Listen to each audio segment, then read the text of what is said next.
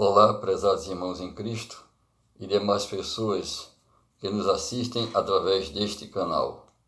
Hoje estarei falando sobre o tema A realidade do mal e como vencê-lo. A realidade do mal e como vencê-lo. O livro do profeta Isaías mostra o descontentamento divino com o povo de Israel, que, comparado a uma vinha, ao invés de produzir boas uvas, produzira uvas bravas, isto é, rebelara-se contra o Senhor. Por esse motivo, a nação estava prestes a ser invadida pela Assíria. Dentre os 6 lamentos apresentados pelo autor, destacamos a primeira parte do versículo 20, que diz assim: Ai dos que ao mal chamam bem e ao bem mal. Teólogos têm definido o mal como aquilo que prejudica e fere a vida e a felicidade, que cria desordem no mundo, enfim, tudo o que está em desacordo com a vontade divina. Assim, eles veem o mal basicamente sob 2 aspectos: o mal físico e o mal moral ou religioso. O mal físico, como as calamidades, determinadas enfermidades, a morte. O mal moral ou religioso, ou seja, a rebeldia humana, os crimes e a guerra. O mal moral antecede o mal físico, porquanto, quando Adão pecou, a sua transgressão afetou não somente a humanidade, mas toda a criação com seus seres animados e inanimados. Romanos capítulo 8, de 18 a 25. Assim, foi o pecado que deu origem ao mal. É comum as pessoas perguntarem: por que Deus não criou o homem incapaz de pecar? Por que Deus não criou o homem incapaz de pecar?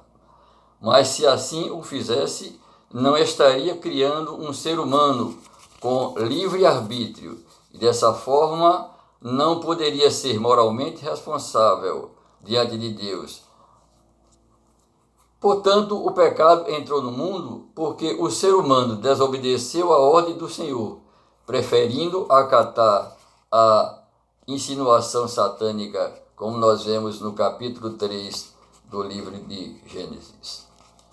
Na Epístola aos Efésios, capítulo 6, versículo 12, capítulo 6, versículo 12 de Efésios, Paulo declara: porque a nossa luta não é contra o sangue e a carne, e sim contra os principados e potestades, contra os dominadores deste mundo tenebroso, contra as forças espirituais do mal nas regiões celestes. Portanto, é uma luta direta contra Satanás, que além de ser o mentor da entrada do pecado no mundo, continua atuando direta ou indiretamente, esta através de determinadas pessoas que detenham certo grau de autoridade. No Evangelho de João, capítulo 12, versículo 27, o mestre exclama, Jesus exclama: agora está angustiada a minha alma. E que direi eu? Pai, salva-me desta hora?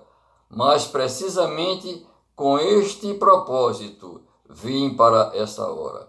Ou seja, apesar da exposição que a cruz lhe reservava, Cristo estava plenamente consciente da necessidade do seu sacrifício. O sacrifício esse que consumaria o plano divino contra o mal, contra o pecado.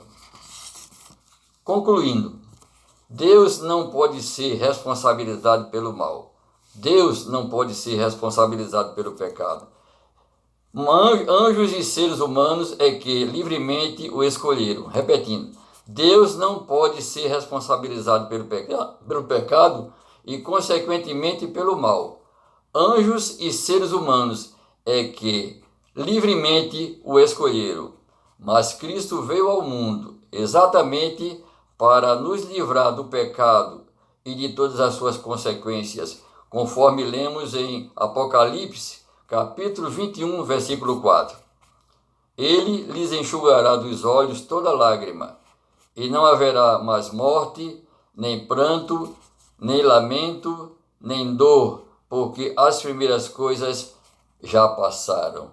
Louvemos a Deus por isso e que Ele nos abençoe. Amém.